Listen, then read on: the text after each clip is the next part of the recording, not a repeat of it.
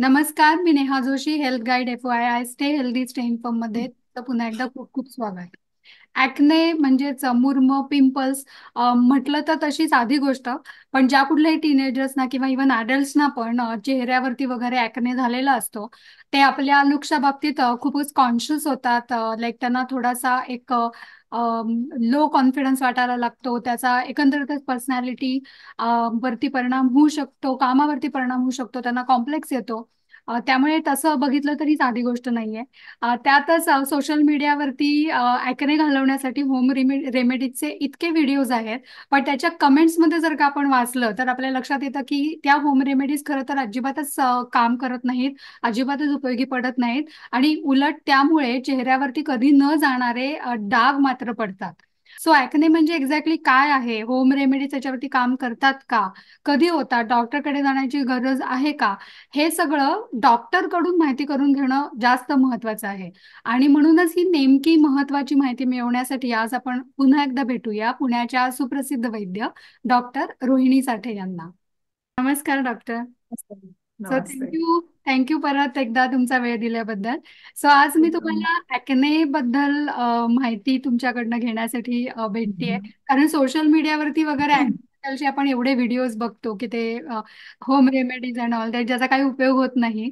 तर नेमकी माहिती, खरं तर माहिती असणं हे फार गरजेचं आहे ॲक्नेच्या बाबतीत. एस्पेशली टीनेजर्सना, जे आपल्या लुक्सच्या बाबतीत वगैरे खूपच जागरूक असतात. सो माझा पहिला नेहमीचाच बेसिक प्रश्न की ॲक्ने हा डिसीज आहे का स्किन कंडिशन आहे?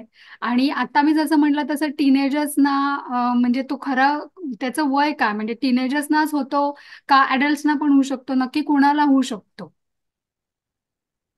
बरोबर आहे. ॲक्ने त्याचं जे काही पुढे स्वरूप होतं ना ते लाईक अ डिसीज असतं. कारण ईज हा त्या सगळ्यामध्ये इतका गेलेला असतो, मनाचा ईज गेलेला असतो, शरीराचा ईज गेलेला असतो.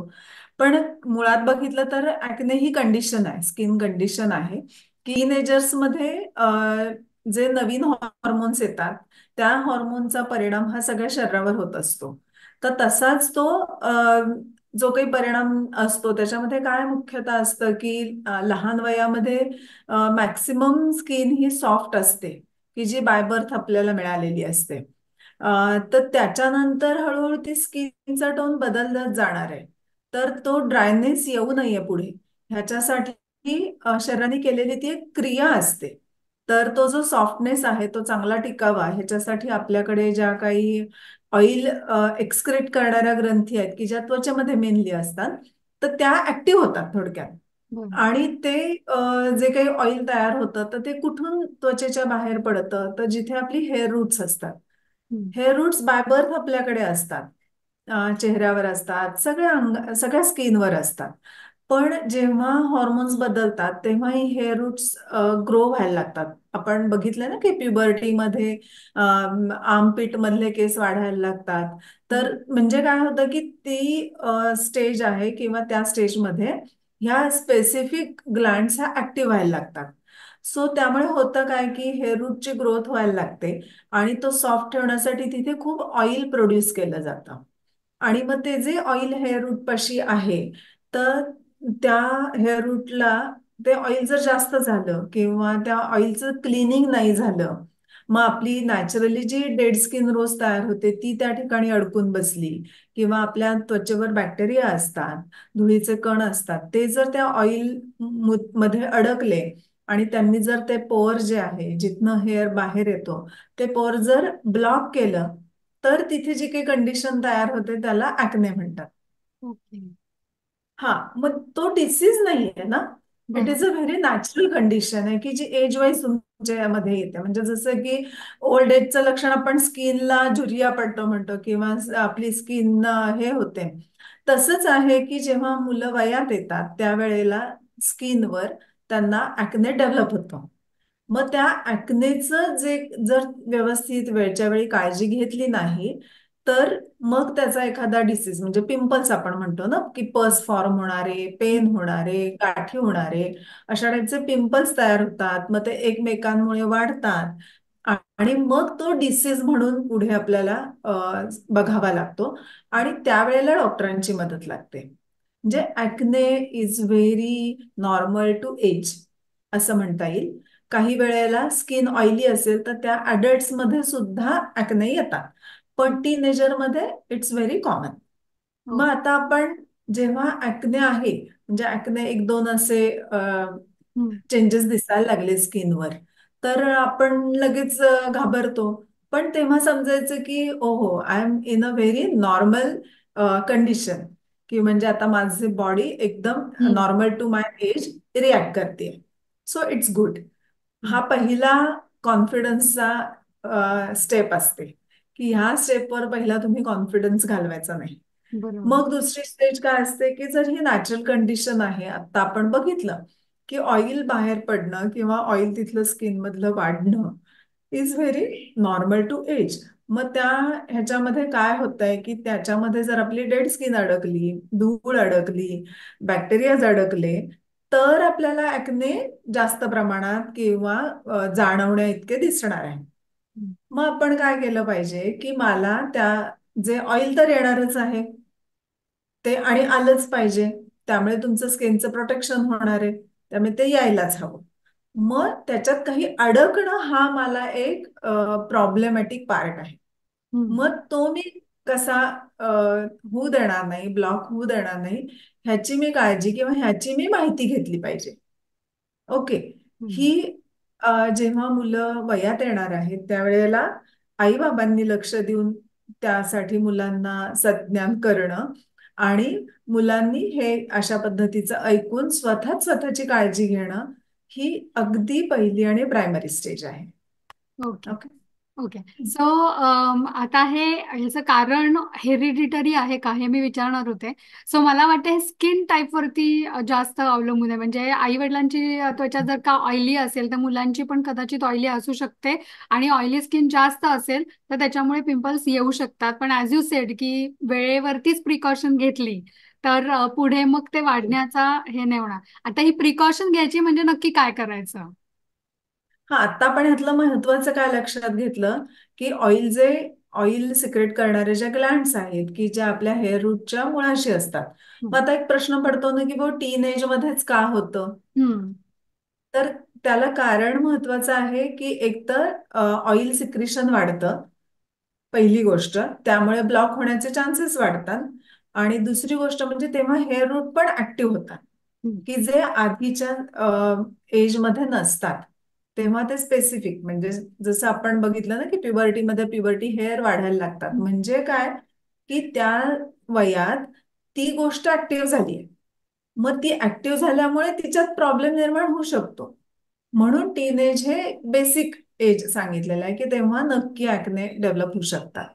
मग आता प्रिकॉशन म्हणजे काय, की ब्लॉक होऊ द्यायचं नाही. हम्म. मग कुठेही एखादं आपण वाहतं पाणी आहे, त्याच्यामध्ये आपण दगड ठेवला, चिखल टाकला, पाय ठेवला तरी ते ब्लॉक होणार आहे. हे जसं आहे इतकं सिम्पल टेक्निक आपल्या शरीरावर पण आहे. मग आता त्याच्यात आपण विचार करतो, की मग ते चेहऱ्यावरच का दिसतात? हम्म. तर असं नाही. सगळीकडे ते दिसतात, कुठेही दिसू शकतात. पण जिथे ऑइल जास्त आहे हम्म. तिथे ब्लॉक होण्याचा चान्स जास्त आहे. It is that much simple. त्यामुळे जिथे घाम येणाऱ्या पण ग्रंथी जास्त आहेत तिथे ऍक्ने होण्याचा चान्स हा जास्त आहे. म्हणून मग चेहऱ्यावर, की चेहरा बघा आपला नेहमी जास्त ऑइली असतो, हम्म. तर हम्म. तिथे ऍक्ने येतात. ऍक्नेचं रूपांतर पिंपल्स वगैरे म्हणजे पुढे डिसीज या स्वरूपामध्ये होतं. नंतर छातीचा काही भाग, पाठीचा काही भाग किंवा शोल्डर्स हे दोन्ही अशा ठिकाणी ऍक्नेचे आणि ऑब्व्हियसली चेहरा, तर हे बेसिक साईट्स आहेत की या ठिकाणी ऍक्ने होतं. पण इतर ठिकाणी पण ऍक्नेची डेव्हलपमेंट ही होत असते. पण त्या मानाने ती स्किन जास्त क्लीन राहत असते म्हणून कदाचित तिथे दिसत नाही. आणि ह्या महत्वाच्या ठिकाणी ऍक्नेची डेव्हलपमेंट ही जास्त आपल्याला प्रकर्षाने दिसते. बरोबर. सो आता ऍक्ने जर सपोज व्हायला लागला म्हणजे ऍज यू सेड की आपण क्लिनलीनेसची काळजी घेतली पाहिजे. पण म्हणजे ती नक्की काय घ्यायची, म्हणजे दोनदा चेहरा धुवायचा, मग त्याच्यासाठी साबण वापरायचा का कुठला स्पेशल का फेस वॉश वापरायचा, कारण फेस वॉशचे पण इतके प्रकार आहेत, ते खरंच त्याची गरज असते का, का काही होम रेमेडीज जसं बेसन वगैरेनी पण चेहरा धुतला तर चालेल, म्हणजे व्हॉट इज बेस्ट, कारण शेवटी टीनेजर्सना आपल्याला किंवा ज्याला कुठल्याही अडल्ट्सना असेल त्यांना आपल्याला बेस्ट हो. त्यातला जो उपाय आहे तो सांगायचा आहे. सो हो. प्रिकॉशन म्हणून आपण काय घेऊ शकतो, आणि जर का ऍक्ने व्हायला लागलं तर लगेच इनिशियल स्टेजेसमध्ये आपण ते पुढचं न वाढवण्यासाठी काय करू शकतो? बरोबर. ह्याच्यामध्ये पहिलं आहे की प्रिकॉशन. म्हणजे ठीक आहे, आता प्युबर्टी आहे, पुढचं टीनेज आहे, त्याच्यामध्ये ऍक्ने येणार आहेत, हे नॉर्मल आहे, मला कळलेलं आहे. पण त्याच्यामध्ये इन्फेक्शन होणार आहे, त्याच्यामध्ये इतर प्रॉब्लेम येणार आहेत, तर त्याची मला प्रिकॉशन घ्यायला पाहिजे. त्याच्यामध्ये दुसरा एक महत्वाचा पार्ट लक्षात घ्यायचा की जेनेटिक. हम्म. जेनेटिक फॅक्टर हा खूप महत्वाचा असतो. म्हणजे जसं की आई बाबांना ऍक्ने होण्याची टेंडन्सी असेल, किंवा ऍक्नेमधनं पिंपल्स येणं किंवा ते इन्फेक्शन होणं, अशी जर आईबाबांची टेंडन्सी त्यांच्या तरुण वयात असेल, तर त्यांच्या मुलांना हे ऍक्ने येण्याची किंवा त्याच्यातनं इतर हे फॅक्टर होण्याची शक्यता जास्त असते. बरं. मग त्यांना ती हिस्ट्री माहिती असते, मग त्यांनी प्रिकॉशन जास्त घ्यायची. मग आता प्रिकॉशन म्हणजे काय, तर आपली स्किन ही क्लीन ठेवायची, हम्म. ड्राय नाही करायची. कारण ड्राय केले तर इतर प्रॉब्लेम आहेत. त्यामुळे स्किन आपली क्लीन ठेवायची. मग क्लीन ठेवायची म्हणजे काय, की ती नियमित रूपाने स्वच्छता करायची. स्वच्छतेसाठी खरं तर फक्त पाणी हे सुद्धा पुरतं. म्हणजे थंड पाण्याचे भरपूर असे चेहऱ्यावर जर हपके मारले आणि चेहरा स्वच्छ क्लीन केला, म्हणजे जरा चोळून चोळून, तर त्याच्यामध्ये स्ट्रोक पण आहेत, की म्हणजे जर चेहरा धुवायचा असेल तर ह्या ठिकाणून असं, ह्या ठिकाणून असं, आणि इथनं असं, या डायरेक्शनने जर तुम्ही पाणी आणि सुद्धा चेहरा धुताना ही प्रिकॉशन घेतली, तर आपल्या ज्या ग्लँड्स आहेत त्या कुठेही डिस्टर्ब न होता तुमची स्किन ही अतिशय छान प्रकाराने स्वच्छ होते. पण तुम्हाला जर जेनेटिक फॅक्टर असेल किंवा तुमचं एक्सपोजर धुळीशी असेल, उन्हातान्हात असेल, कारण वेदर कंडिशन ह्या स्किनवर खूप डायरेक्टली अफेक्ट करतात. म्हणजे खूप उन्हातनं किंवा खूप वाऱ्यातनं गेलं तरी सुद्धा ऍक्नेचं पिंपल्स मध्ये रूपांतर होणं किंवा पेनफुल पिंपल्स येणं हे होऊ शकतं. तर तशी जर एखाद्या वेळेला तुम्हाला अनुभव असेल की असं होतंय आपल्याला, तर डेफिनेटली काहीतरी प्रोटेक्टिव्ह शिल्ड म्हणजे स्कार्फ बांधणं, किंवा हल्ली ते मास्क मिळतात ते घालून वाऱ्यातनं प्रवास करणं, हे तुम्हाला प्रिकॉशन घेता येते. त्याच्यानंतर उन्हाचं बाहेर पडायचं असेल तर कव्हर्ड चेहरा करून जाणं, किंवा खूप तिरीप उन्हाची जास्त असेल, तीव्रता जास्त असेल, तेव्हा उन्हात जाणं टाळणं, ह्या गोष्टी तुम्ही करू शकता.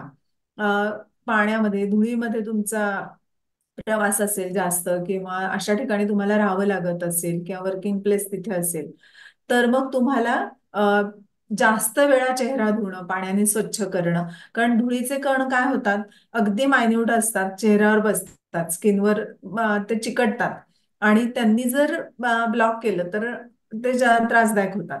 म्हणून मग वेळच्या वेळी, म्हणजे एक साधारण अर्ध्या तासाने, एक तासाने फक्त पाण्याने स्वच्छ चेहरा धुणं हे करावं लागतं. ज्यांची ऑइली स्किन जास्त आहे त्यांनी काय करायचं की कोमट पाण्याने चेहरा धुवायचा. म्हणजे मग ते ऑइल पण जे काही वर स्किनच्या वर लेअर आलेला असेल तर तोही छान क्लीन होतो, आणि सर्क्युलेशन पण वाढतं स्किनचं, आणि मग त्याच्यामध्ये जे काही थोडे बॅक्टेरिया वगैरे असतील तर ते पण क्लीन आउट होऊन जातात. त्यामुळे स्किन टाईप कळणं खूप महत्वाचं आहे. ते तुम्हाला मगाशीच विचारणार होते की बेसिकली म्हणजे ऑइली स्किन वरती पिंपल्स याचं प्रमाण जास्त, तर ऑफकोर्स हे सगळ्यांना माहिती आहे, पण आपला स्किन टाईप कसा आपण शोधू शकतो, म्हणजे त्यानुसार म्हणजे आपल्याला काळजी घेता येईल. आणि हा कधी नाही, म्हणजे टीनेजर्स ला नीच म्हणजे कुठल्या वयात एक्झॅक्टली आपण खरा आपला स्किन टाईप लक्षात येतो, कारण लहान असताना सगळ्यांची ॲज यू सेड की स्किन सॉफ्ट अँड ऑल असते, आणि टीनेजर हो. झाल्यानंतर त्या प्युबर्टीच्या काळामध्ये ऑइल सिक्रेशन चालू होतं. सो नक्की कधी आपला स्किन टाईप चेक करायचा आणि त्यानुसार काळजी कशी घ्यायला सुरुवात करायची? लहानपणी तर स्किन छानच असते, आपण म्हणतो ना की अगदी मऊ मऊ वगैरे, तर ती तुमची बाय बर्थ आलेली आहे. पण त्याच्यानंतर म्हणजे से तुम्ही 1 वर्षाचे असल्यापासून 7 किंवा 9 वर्षाचे होईपर्यंत तुम्ही खाणं पिणं कसं करताय, तुमची झोपेची कशी सवय आहे, तुम्ही व्यायामात काही करताय का, ऍक्टिव्हिटी काय करताय, हे सगळं बघून तुमच्या स्किनमध्ये बदल होत असतात. सो मग जेव्हा प्युबर्टीची काही लक्षणं दिसायला लागतात, चेंजेस दिसायला लागतात आई बाबांना, तेव्हा त्यांनी लक्षात घ्यायचं आहे की बाबा आपल्या मुलाची स्किन कशी आहे, म्हणजे ऑइली आहे का ड्राय आहे का मिक्स्ड आहे. तर ह्याच्यामध्ये त्यांना माहिती पाहिजे की ऑइली स्किन म्हणजे काय. तर जेव्हा सकाळी मूल उठतं तर त्यावेळेला जर आपण टिश्यू पेपरनी नाकाच्या ह्या बाजूनी बघितलं, नॉर्मल वेदर कंडिशनमध्ये, म्हणजे एसीत बाळ झोपलंय किंवा हवेवर बाळ झोपलेलं आहे आणि मग बघायचंय असं नाहीये. तर नॉर्मल कंडिशन, रूम टेम्परेचर आहे, खूप उकाडा नाहीये किंवा खूप थंडी नाहीये, असा जेव्हा सीझन आहे त्यावेळेला सकाळी मूल उठल्यानंतर त्याच्या नाकाच्या ह्या दोन्ही साईड आणि बाजूची साईड याला जर आपण हात लावला आणि तिथे ऑइली त्याच्यावर लेअर आहे असं वाटलं, तर समजायचं की तो ऑइली स्किन टाईप आहे. तर तिथे तसं ऑइली स्किन नाही वाटलं, नॉर्मल स्किन आहे, जशी रात्री होती तशीच आहे, तर सो तो ड्राय कडे जाणार आहे. पण काही मुलांमध्ये असं होतं की कपाळावर ऑइली दिसत असतं, गालाच्या बाजूला ड्राय झालेलं असतं, तर हे मिक्स टाईप आहे. हम्म. मग त्यानुसार हा पुढे त्याची काळजी कशी घ्यायची हा फरक लक्षात घ्यावा लागतो. तर म्हणून पहिल्यांदा हा स्किन टाईप कळला पाहिजे आणि मग त्यानुसार त्यांनी आपल्या मुलांना सांगितलं पाहिजे की तू तुझ्या स्किनची काळजी कशी घ्यायची. हम्म. म्हणजे आणि काय होतं की 9 वर्षामध्ये आजकाल असं झालंय की मुलं शाळेमध्ये एकमेकांशी बोलतात, तर त्यामुळे त्यांना हे कॉन्शियस ते जास्त होतात. हम्म. त्यामुळे त्यावेळेला जर त्यांना अचूकपणे सांगितलं की तुझा स्किन टाईप हा आहे, की तुझा ऑइली आहे, तर तू गरम पाण्याने चेहरा धु, शाळेत जाताना धु, आल्यानंतर हम्म. चेहरा धु, तर त्यांना तेवढी स्वच्छतेची हे कळते. आणि एकमेकात मुलं बोलल्यामुळे त्यांना माहिती असतं की अरे पुढे पिंपल्स येतात, चेहरा हम्म. खराब होतो, हम्म. असं काही काही कळलेलं असतं. सो मग ते अगदी व्यवस्थितपणे ती काळजी घ्यायला. बरोबर. सो हम्म. वेळेवरती स्किन टाईप चेक करणं लहान मुलांचं म्हणजे आपल्याला असं वाटतं, पण चेक करणं 9-10 वर्षांचे असताना महत्वाचं आहे. सो गरजेचं. सो हार्मोनल चेंजेस, जेनेटिक्स म्हणजे आई वडिलांना झाला असतील तर ही प्रामुख्याने लाईक मला वाटतं मेन कारणं आहेत acne. महत्वाचं. तर सिमटम्स याचे नक्की काय, म्हणजे असे लगेच फोड यायला लागले तर चेहऱ्यावर येणारा प्रत्येक फोड म्हणजे acne आहे का, एक्झॅक्टली त्याचे सिम्पटम्स काय असतात? हा, प्रत्येक फोड काही ऍक्ने नसतो. ऍक्ने कसं आहे की अनेक ठिकाणी ते एका वेळेला दिसतं. हम्म. म्हणजे हा, अनेक पोर्स जे आहेत, हेअर रूट्स आहेत, त्या ठिकाणच्या ग्लँड्स जर ब्लॉक झाल्या तर ते ऍक्नेचं व्हर्जन तिथे दिसतं. पण त्या ऍक्नेमध्ये जर इन्फेक्शन झालं, म्हणजे आतमध्ये जो काही बॅक्टेरिया आहे तो जर वाढला, तर ते इन्फेक्शन होतं, मग स्किनवर असा मोठा बंप आल्यासारखं होतं, तर तो पिंपल तयार झाला. आणि पिंपल हा सिंगल सिंगल असतो. काही वेळेला काय होतं की पिंपल वर दिसतो आणि स्किनच्या लेअर मध्ये पण ते इन्फेक्शन पसरतं. मग एका पिंपल पासून दुसरा पिंपल असंही त्याच्यामध्ये डेव्हलप होत जातं. तर म्हणून जेव्हा पहिल्यांदा एक पिंपल दिसतो त्यावेळेला तो कंट्रोल करणं किंवा त्याच्यावरून माहिती करून घेणं की हा, म्हणजे आपली स्किन अशा प्रकारे रिॲक्ट करतीये, तर त्यावेळेलाच त्याचं क्लिन्झिंग करणं आणि परत होणार नाही अशी काळजी घेणं, ह्याचा विचार करावा लागतो. मग ह्याच्यात ती काळजी काय असते, तर जसं पहिलं आपण म्हटलं की स्किन स्वच्छ ठेवायची, भरपूर वेळा पाण्याने ती स्वच्छ धुवायची. आता त्याच्यामध्ये असं आहे की खूप फेस वॉश असतात, तर सगळ्या फेस वॉशचा बेस सेम असतो, क्लिन्झिंग काहीतरी मटेरियल असतं. सो थोडंसं फेस वॉश घेऊन ते पाण्यात मिक्स करून त्या पाण्याने चेहरा धुणं, जे इथे पाण्याचा संपर्क जास्त असणं, नक्की त्या केमिकल्सचा, हे हम्म. अवॉइड केलं पाहिजे. कारण अति प्रमाणात केमिकल्स वापरून तुमची स्किन ड्राय होणार आहे. हम्म. त्याच्यामुळे जरी ऍक्ने नाही झालं तरी स्किनच्या इतर डिसीजेस होऊ शकतात किंवा ओके. इतर कंडिशन, पिगमेंटेशन वगैरे ह्या येऊ शकतात. त्यामुळे ते अति प्रमाणात फेस वॉश वापरायचा नाही, थोडा घेऊन पाण्यात डायल्यूट करून त्यांनी चेहरा धुवायचा. हे वॉशिंगच्या बाबतीत की जे रेडिली अवेलेबल आहे. घरातल्या पण काही गोष्टी असतात की ज्या वापरून तुम्ही स्किन स्वच्छ ठेवू शकता. त्याच्यामध्ये सगळ्यात महत्वाचं म्हणजे आपण डाळीचं पीठ म्हणतो.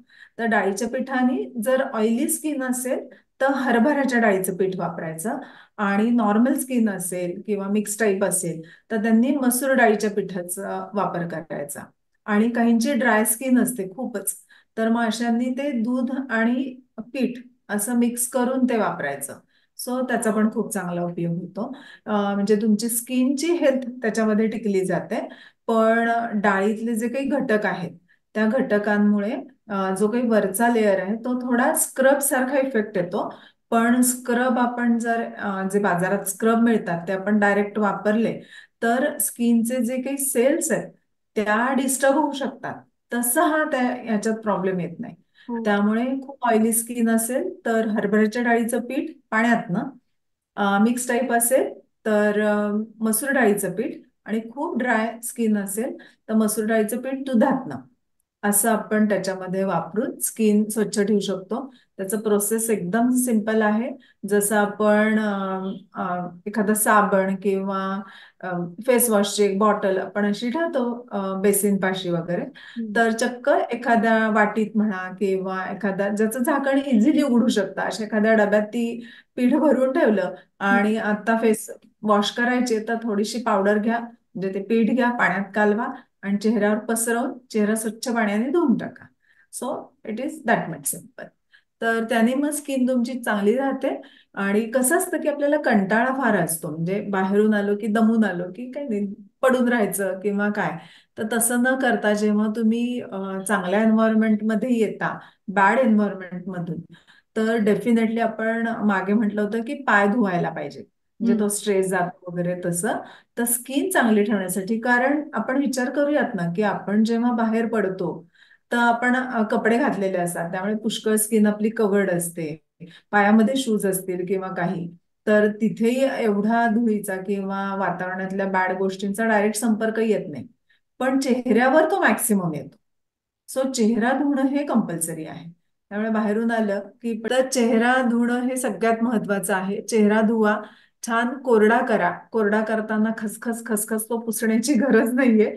जस्ट असा टिपून तुम्ही चांगल्या कॉटनचं जर एखादी जुनं हे असेल, एखादा पीस असेल कापडाचा, तर तो खूप छान, त्याने सॉफ्ट स्किन राहते आणि हर्ट होत नाहीत इतर सेल्स ज्या आहेत त्या.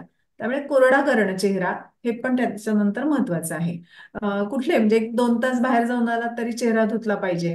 आणि तुम्ही जर नुसते घरीच बसलेले आहात, कुठेही गेलेले नाही आहात, तरी सुद्धा साधारणपणे 3 तासानंतर तुम्ही चेहरा धुणं गरजेचं आहे.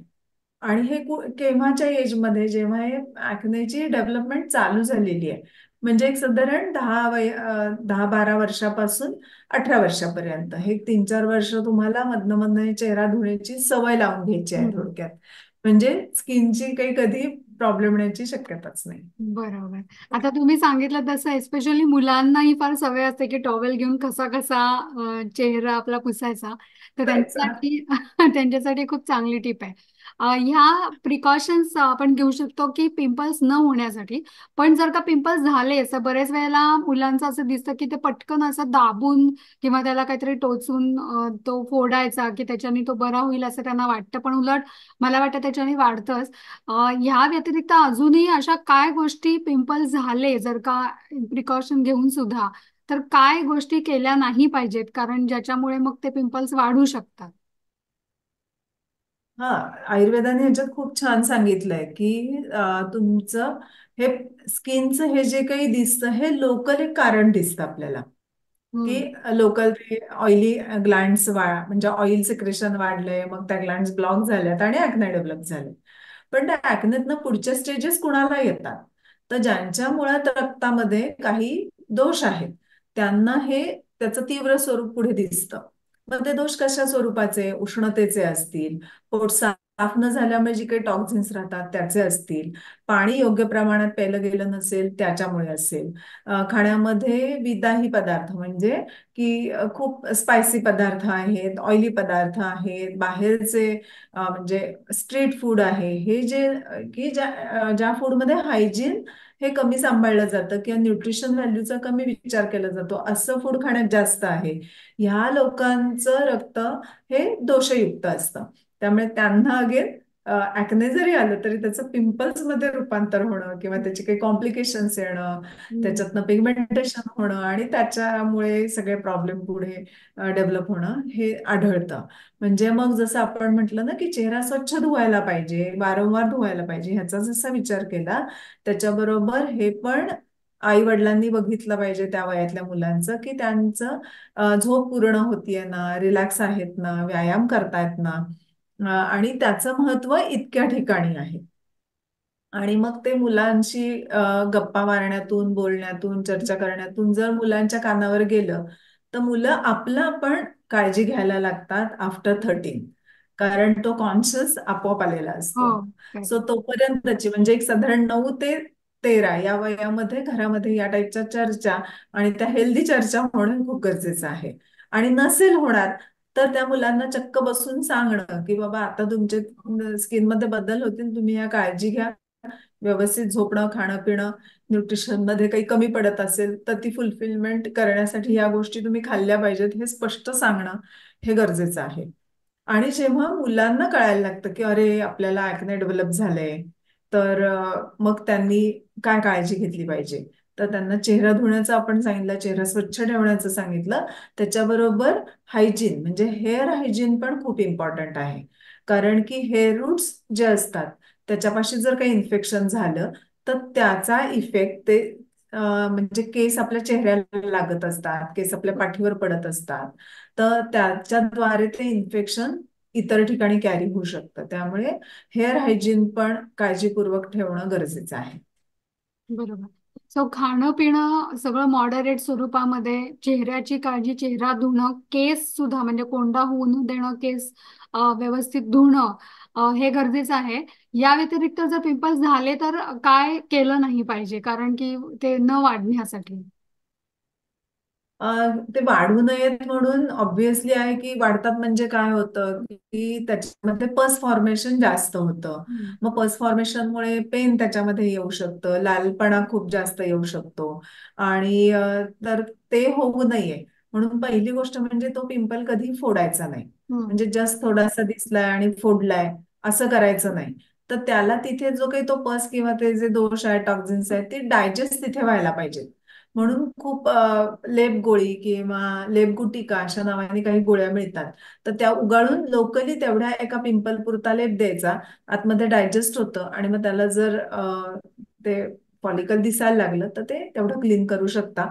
पण त्याच्यानंतर काहीतरी अँटीसेप्टिक गोष्टीनं चेहरा धुणं हे गरजेचं पडतं. मग त्या अँटीसेप्टिक जर नॅचरल मिळालं आपल्याला तर जास्त छान नाही का? हम्म. मग त्याच्यामध्ये त्रिफळा चूर्ण आयुर्वेदाचं जे हम्म. आहे ते उत्तम अँटीसेप्टिक म्हणून काम करतं. काही लोकांना हळदीचं पाणी काम करतं, म्हणजे पाण्यात हळद उकळायची आणि त्याने चेहरा धुवायचा. तर हे डिपेंड्स, तुम्ही 1-2 वेळा ट्राय केलं की तुम्हाला कळतं की आपल्याला आपल्या स्किन टाईपला काय सूट होत आहे. आणि फार कळत नसेल तर मग जवळ माहितगार कोणी असतील तर त्यांच्याशी बोलून तुम्ही ही माहिती करून घेऊ शकता. बरोबर. त्यामुळे नॅचरल वे मध्ये अँटीसेप्टिक म्हणून ह्याचा वापर जास्त करायचा. सेड की टीनेजर्सना जेव्हा ऍक्ने यायला लागतं किंवा सगळ्या काळज्या घेऊन सुद्धा जर का ते वाढायला लागतं, तर ऑफकोर्स त्यांना कॉम्प्लेक्स यायला लागतो मित्रमंडळींमध्ये, किंवा जर का ते काम करायला लागले असेल कुठे तर. तर ही जी मेंटल मॅनेजमेंट आहे, कारण की ऍक्ने मला वाटतं बरं व्हायला बराच वेळ लागतो, राईट? म्हणजे काय की ऍक्ने मुळे बरं होतच नाही कारण ती स्किन हा, कंडिशन स्किन आहे, condition. Long for at least 10 years. हा. बरोबर.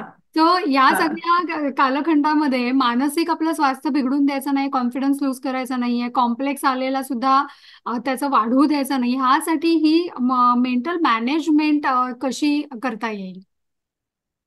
खरंच आहे, त्याच्यासाठी तर ही इन्फॉर्मेशन महत्वाची आहे ना की जेव्हा तुम्हाला अर्ली एज मध्ये कळायला लागतं की आपण अशी स्वच्छता वगैरे काळजी घेतली पाहिजे स्किनची आणि ती तुम्ही त्याप्रमाणे घेता, तर ऑब्व्हियसली तुम्हाला एक कॉन्फिडन्स यायला लागतो की ह्याचा काही प्रॉब्लेम नाहीये.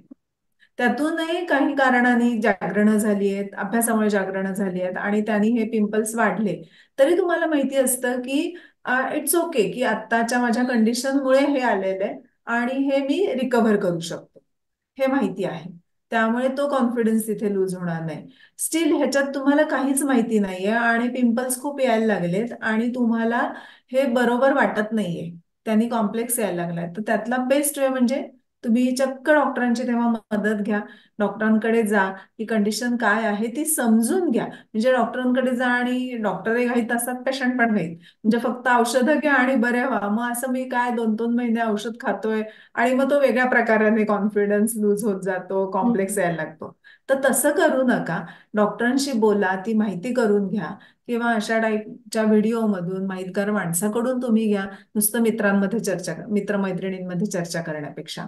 आणि मग एकदा लक्षात आलं ना की हे नॅचरल आहे, फक्त झालेलं त्यातलं पस फॉर्मेशन आहे किंवा पेन आहे किंवा त्याचे डाग पडलेत, स्कार पडलेत, तर ते बरे होऊ शकतात. काही माहिती घेऊन बरे होण्यासारखे असतील, त्याची ट्रीटमेंट करण्या जोगं खूप गोष्टी लागतात ना. म्हणजे त्याच्यासाठी पैसा लागतो, त्याच्यासाठी वेळ द्यावा लागतो. आणि एवढं सगळं आत्ता पॉसिबल आहे का ह्याचा अ, पूर्ण विचार करा. आणि मग ट्रीटमेंट घेणं वगैरे शक्य असेल तर तसं जा. किंवा मग लक्षात ठेवा की आपण फक्त स्वच्छता स्किनची ठेवू. थोडे दिवसांनी तसंही हे क्लीनच होणार आहे. हं? तर बरोबर. ते क्लीन का होणार आहे? तर तोवर त्वचा आपली शिकणार आहे हम्म. की ऑइल किती सोडायचं, किती ऑइल आपल्या स्किनला गरज आहे स्मूथनेस ठेवण्यासाठी, हम्म. हे आपली त्वचा शिकून घेणार आहे. त्यामुळे काही दिवसांनी ते आपोआप कमी होणार आहे.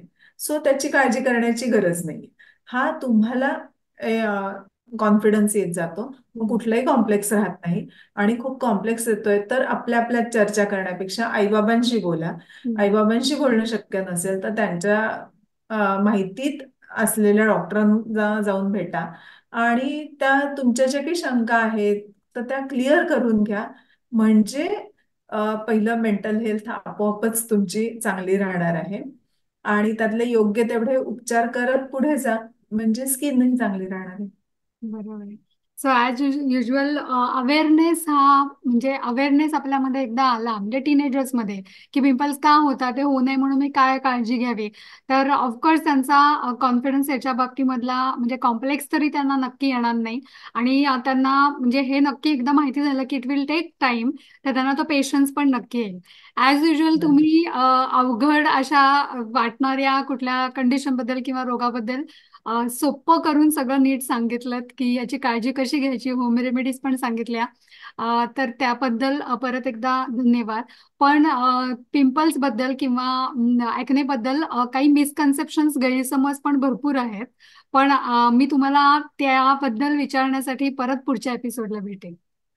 सो आत्ताच आपल्याला डॉक्टरांनी सांगितल्याप्रमाणे वेळेवरती शहाणं होऊन प्रिकॉशन्स घेणं, जर का पिंपल्स झालेच तर योग्य त्या व्यक्तीशी डिस्कस करणं, वेळ पडल्यास डॉक्टरकडे जाऊन डॉक्टरांची ह्या बाबतीत मदत घेणं आणि एक अवेअरनेस आणून की हे का होतात, कशामुळे होतात, त्याच्यात काय काळजी घ्यायची, हा अवेअरनेस आल्यानंतर आपल्या मनात कुठलाही ह्या प्रकारचं कॉम्प्लेक्स येऊ न देणं. यामुळे आपण ॲक्ने म्हणजे टीनेजर्स स्पेशली ॲक्ने टॅकल करण्यामध्ये नक्कीच यशस्वी होतील. त्यांना कॉम्प्लेक्स येणार नाही, कॉन्फिडन्स पण लूज होणार नाही आणि ह्या गोष्टीकडे ते विशेष लक्ष न देता नॅचरल प्रोसेसमध्ये राहून ॲक्ने कसा कमी होईल ह्याच्याबद्दल नक्कीच प्रयत्न करतील. सो ॲक्ने बद्दलचे जे गैरसमज आहेत त्याबद्दल डिस्कस करण्यासाठी आपण डॉक्टरांना पुढच्या एपिसोडमध्ये परत एकदा भेटू. आमचे ह्या आधीचे एपिसोड तुम्ही जर का बघितले नसेल तर जरूर बघा. आम्हाला माहिती आहे की तुम्हाला एवढे मोठे मोठे एपिसोड बघायला कदाचित वेळ नसेल, म्हणून ह्याच चॅनलवरती छोट्या छोट्या क्लिप्स पण तुमच्यासाठी अपलोड केलेल्या आहेत, ज्याच्यामध्ये एक एक दोन दोन प्रश्न आपण जे डॉक्टरांना विचारलेत ते आहेत. त्या पण जरूर बघा. अजूनही चॅनलला सबस्क्राईब केलं नसेल तर सबस्क्राईब पण करा. तुमच्या मित्रमंडळींशी एस्पेशली तुमच्या आजूबाजूच्या टीनेजर्सशी आजचा एपिसोड नक्की शेअर करा. सबस्क्राईब करा, लाईक करा. काही प्रश्न असतील तर ते सुद्धा कमेंटमध्ये नक्की पोस्ट करा. आज इथेच थांबूया. काळजी करू नका, काळजी घ्या. Stay inform so that you can stay healthy. Thank you.